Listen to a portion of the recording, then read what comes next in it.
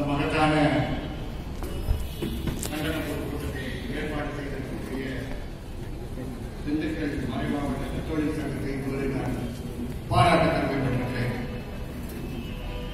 தலைமை தாங்கிக் கொண்டிருக்கக்கூடிய மேலது ஆயர் அவர்களே, முன்னிலை வைத்திருக்கக்கூடிய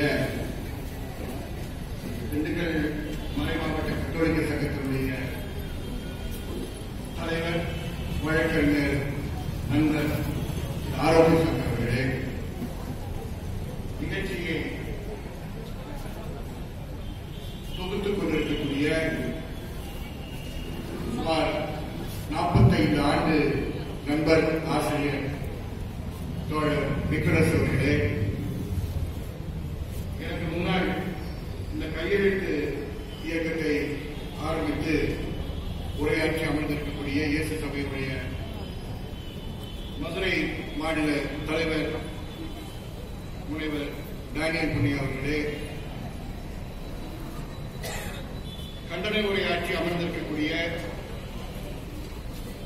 திண்டுக்கல் முன்னாள் சட்டமன்ற உறுப்பினர் மதிப்பிற்குரிய தோழர் பாலபாரதி அவர்களே, திரு அப்துல் ஜபார் அவர்களே, அருள்முனைவர் ஸ்டீபன் சென்ட் மேரிஸ் விக்டர் அவர்களே, திரளாக கூடியிருக்கக்கூடிய தாய்மார்களே, பெரியோர்களே, அரசினுடைய காவல்துறை நண்பர்களே, மைய அரசின் சார்பாக வருகை புரிந்திருக்கக்கூடிய ஐபி நண்பர்களே, உங்கள் அனைவருக்கும் என்னுடைய நன்றியை தெரிவித்துக் கொள்ள விரும்புகிறேன். ஸ்டாலின் சுவாமியை பற்றி அவருடைய கைது சம்பந்தமாக அவர் யார், அவரை எதற்காக கைது செய்தார்கள், எங்கே கைது செய்தார்கள் என்ற விவரங்கள் எல்லாம் மிக தெளிவாக எனக்கு முன்னே பேசியவர்கள் கூறியிருக்கிறார்கள். நான் ஓரிரண்டு சொல்லப்படாத விஷயங்களுக்குள் பேச விரும்புகிறேன். 2017 ஆண்டு டிசம்பர் மாதம் 31ஆம் தேதி ஓய்வு பெற்ற 2 நீதிபதிகள், உச்ச நீதிமன்றத்தினுடைய ஓய்வு பெற்ற நீதிபதி சவந்த் அவர்களும், மகாராஷ்டிரா உயர் நீதிமன்றத்தினுடைய ஓய்வு பெற்ற ஜஸ்டிஸ் கொல்சே பட்டேல் அவர்களும், இவர்கள் இருவரும் இதே வீரர் கொலைகாட்டில் 31/12/2017 தேதி எல்கர் பரிஷாத் என்ற ஒரு மாபெரும் மாநாட்டை கூட்டியவர்கள் 2 நீதிபதிகள், மறந்துடாதீர்கள். அவர்களுக்கு உதவியாக இருந்த மகாராஷ்டிரா மாநிலத்தில் உயர் நீதிமன்றத்தில் பணியாற்றி தமிழகத்தில் பல்வேறு பொது விசாரணைகளில் பங்கேற்பு செய்த ஜஸ்டிஸ் சுரேஷ் அவர்கள் அந்த நிகழ்ச்சியில் ஒருங்கிணைப்பு குழுவில் இடம்பெற்றார் என்பதை பெருமையுடன் கூறுகிறோம். ஜஸ்டிஸ் சுரேஷ் சில மாதங்களுக்கு முன்பு உயர் நீத்தார். அவர் பல நிகழ்வுகளில் தமிழ்நாட்டில் பல பிரச்சனைகளுக்கு வந்திருக்கிறார் என்று மறந்து விடாதீர்கள். ஆகவே பல நீதிபதிகள், பல வழக்கறிஞர்கள், படித்தவர்கள், சட்டத்தை மதிப்பவர்கள் கூடிய கூட்டம் தான் 31 டிசம்பர் 2017 நடந்த அந்த கூட்டம். ஜஸ்டிஸ் சுரேஷையே பீமோகோயான் வழக்கில் சேர்ப்பதற்கான சில முயற்சிகள் நடந்தது என்பதை இந்த நேரத்தில் ஞாபகப்படுத்துகிறேன். ஜஸ்டிஸ் சவந்த் இருக்காரு, ஜஸ்டிஸ் கொல்சே பட்டேல் இருக்காரு. 1ஆம் தேதி நடந்த நிகழ்வை ஸ்டீவன் அவர்கள் மிக சிறப்பாக எடுத்து கூறியிருக்கிறார். இந்த நிகழ்வுக்கு பிறகு நடந்த சம்பவங்கள் என்ன? இந்த நிகழ்வுக்கு பிறகு என்னென்ன கமிஷன்ஸ் போட்டதெல்லாம் கூறப்பட்டிருந்தாலும், மிக முக்கியமாக இந்த நாட்டினுடைய பிரதமரை நல்ல கவனமாக கேட்கிற முக்கியம், இந்த நாட்டினுடைய பிரதமரை கொலை செய்வதற்காக இந்த படை உருவாக்கப்பட்டு பீமோகோயானில் அவர்கள் திட்டமிட்டு அந்த மாநாட்டை நடத்தினார்கள் என்பதுதான் இருக்கக்கூடிய குற்றமாக இருக்கிறது. The plan to assassinate the Prime Minister of India. இல்லையா? அம்மா சொன்னாங்கல்ல, நீங்களே போய் படுத்துக்கீங்களா? நீங்க பண்ணி அட்டூழர்களுக்கு கொரோனா உங்களை கொண்டு செல்லும் என்றுதான் விதிமுறை என்று நேரத்தில் பகிரங்கமாக கூற விரும்புகிறேன். நீங்களா கொலை செய்யப்பட வேண்டியவர்கள் கிடையாது.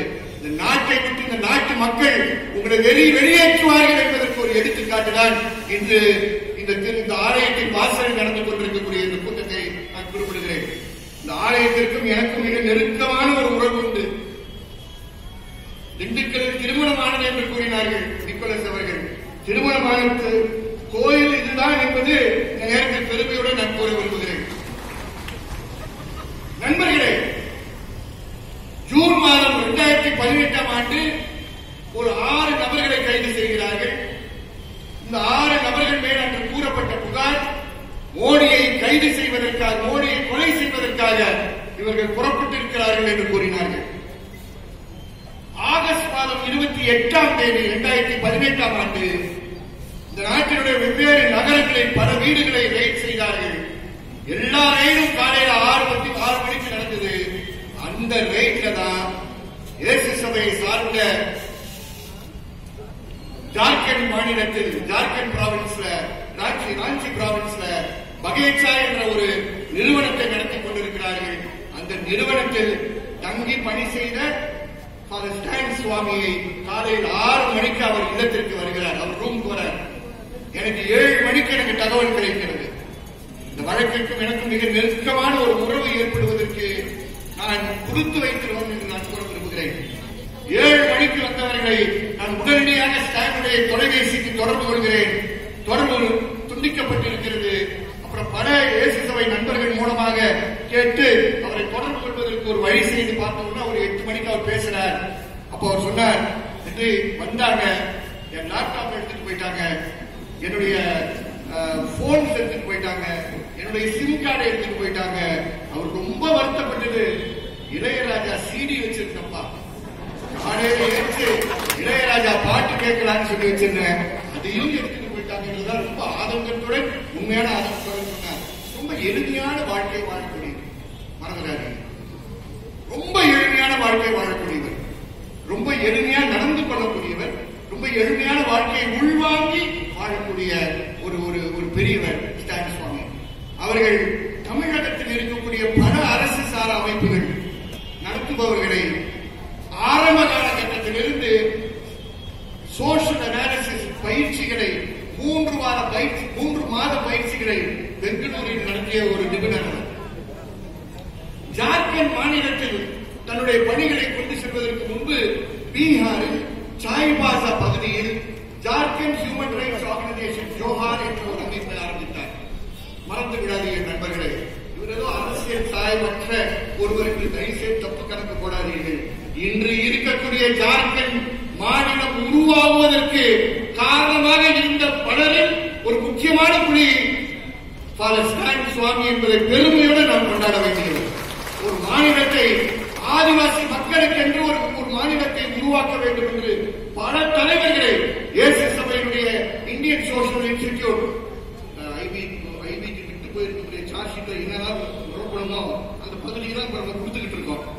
அதையெல்லாம் உருவாக்கியவர் இந்த ஸ்டான் சுவாமி என்பதை பெருமையுடன் கூற விரும்புகிறேன். இன்று முதலமைச்சராக இருக்கக்கூடிய சிபுசோரன் அவர்கள் இவருடைய ஒரு காலத்து மாணவர் என்பதை பெருமையுடன் கூட கடமைப்பட்டிருக்கிறோம். ஆகையால் உடனடியாக அவர் கைதை அவர் கண்டித்திருக்கிறார் என்று மறந்து விடாதீர்கள். அதுபோன்ற ஒரு பெரிய மனிதன் 2006ஆம் ஆண்டு, 2000 ஜார்க்கண்ட் மாநிலம் உருவானது. 2006ஆம் ஆண்டு இது போன்ற ஆதிவாசி மக்கள் வாழ்கின்ற ஒரு 5 மாநிலங்களில் இருக்கக்கூடிய ஆதிவாசி தலைவர்களை முறையாக உருவாக்க வேண்டும் என்ற அந்த தாகத்துடன், எந்த வெளிநாட்டு நிதி உதவியுடன் கிடையாது. நல்ல கவனமா கேளுங்க. இந்த சங்கி கூட்டங்கள் இதுதான் சொல்லிட்டு இருப்பாங்க, வெளிநாட்டு நிதி என்று. பகேச்சா நிறுவனம் என்பது, நான் சொல்வது தவறாக இருந்தால் இயேசு சபையினுடைய அதிபர் அவர்கள், புரோவின்சியல் அவர்கள் திருத்தட்டும். பகேச்சா எந்த வெளிநாட்டு நிதியும் இல்லாமல் அவ்வளவு திட்டமிட்டு அதை பிளான் செய்தார்கள். அந்த பயிற்சி நிலையத்தை அவர்கள் உருவாக்கி, அந்த பயிற்சி நிலையத்தை 2006ஆம் ஆண்டிலிருந்து தொடர்ந்து பயிற்சி செய்து கொண்டிருக்கிறார். அந்த பயிற்சி நிலையத்தினுடைய இப்போதைய இயக்குனர் பல சாலமனும் ஒரு தமிழர் என்பதை பெருமையுடன் கூற விரும்புகிறேன். அவர் தமிழகத்தில் தான் இப்போ பயணம் செய்து கொண்டிருக்கிறார் என்பதையும் இந்த நேரத்தில் கூற விரும்புகிறேன்.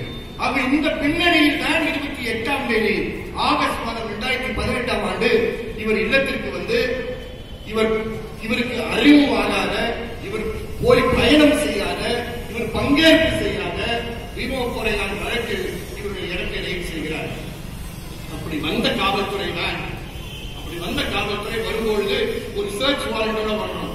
இந்த சர்ச் வாரண்ட் தான் மராத்தி மொழியில் இருந்தது என்பதை கூறுகிறேன். அந்த 2018ஆம் ஆண்டு ஆகஸ்ட் மாதம் 28ஆம் தேதி அவர் சொல்ற அவருடைய கை அடிக்கிட்டே அவரு அடிக்கிட்டே தான் இருக்கும். சொன்ன மாதிரி தங்கியிருந்தவர். எனக்கு தெரியும் காஃபியை குடிக்கிறதுக்கு அவர் எவ்வளவு கஷ்டப்படுவார் என்று தெரியும். அது போய் வாயில போய் சேர்றதுக்கு கூட அவ்வளவு கஷ்டப்படுவார். அந்த பாதல 28ஆம் தேதி ரெய்ட் செய்கிறார்கள். அவர் ரெய்ட் முடிஞ்ச உடனே அமைதியாக இருக்கவில்லை. மும்பை உயர்நீதிமன்றத்தில் போய் வழக்கு பதிவு செய்கிறார். முன்ஜாமீன் கேட்கிறார். மும்பை உயர்நீதிமன்றம் கூறுகிறது, உங்களுக்கு முன்ஜாமீன் தேவையில்லை, நீங்கள் ஒரு குற்றவாளி அல்ல, you are not an accused, you are only a suspect என்று கூறுகிறார். ஆகவே உங்களுக்கு முன்ஜாமீன் தேவையில்லை என்று உச்ச உயர்நீதிமன்றம் மிக தெளிவாக அவருக்கு குறிப்பிடுகிறார்கள். ஆகவே பத்திரமாக வந்து மறுபடியும் தன்னுடைய பணிகளை தொடர்ந்து கொண்டு சென்றிருக்கிறார். அவருக்கு வழக்கறிஞராக உயர்நீதிமன்றம் மும்பையில் அன்று ஆஜரானவரும் இப்போ ஆஜராகிக் கொண்டிருப்பதும் வழக்கர் மூத்த வழக்கறிஞர் மிஹிர் தேசாய் என்பதை பெருமையுடன் கூற விரும்புகிறேன். அதற்கு பின்பு 2019ஆம் ஆண்டு ஜூன் மாதம் 12ஆம் தேதி மறுபடியும் வராங்க. இப்ப மறுபடியும் வரும்போது அவர் கேட்கிறார், என்ன இருக்கிறதா எடுத்துட்டு போயிட்டீங்க, இப்ப எதுக்கு வந்திருக்கீங்க, இல்ல உங்க அறையை பார்க்கணும்னாங்க. 2 முறை வந்ததும் பூனே போலீஸ், பூனே மாநகரத்துடைய காவல்துறை வந்தார்கள் என்பதை பதிவு செய்ய விரும்புகிறேன். 2வது முறை வரும்போது அவருடைய பிளாஷ் டிரைவ்ஸும் அவருடைய சிடி டிரைவும் மட்டும் இருந்தது. அந்த சிடி டிரைவும் பிளாஷ் டிரைவ்ஸும் எடுத்துக்கிட்டு அவரிடம் பல கேள்விகள் கேட்க விட்டு அமைதியாக சென்று விட்டார்கள். அப்போ அவர் கேட்கிறார், அந்த காவல்துறையிட கேட்கிறார், போன வருஷம் எடுத்துட்டு போன பொருள் இருக்கு, அது சம்பந்தமாக ஏதாவது அறிக்கை இருக்கா, நீங்க ஏதாவது கண்டுபிடிச்சிருக்கீங்கன்னா, வருஷம் 1 ஆக போகுது, ஏதாவது கண்டுபிடிச்சிருக்கீங்கன்னு கேட்கும்போது இல்லை, உடல் விசாரணை நடந்துகிட்டே இருக்கிறாங்க. 2019ஆம் ஆண்டு ஜூன் மாதம் 12ஆம் தேதி 2வது முறை வருகிறார்கள். நண்பர்கள், இந்த வழக்கை ஒரு பக்கம் ஒதுக்கி வச்சுவிடுவோம். விமோ கொரையான் வழக்கில் 2 முறை அவரை விஜயம் செய்திருக்கிறார்கள். 2 முறை பொருட்கள் எடுத்துட்டு போனாங்க. என்ன பொருட்கள் எடுத்துட்டு போனாங்க? இவர் மேல் இன்னொரு குற்றம் இருக்கு.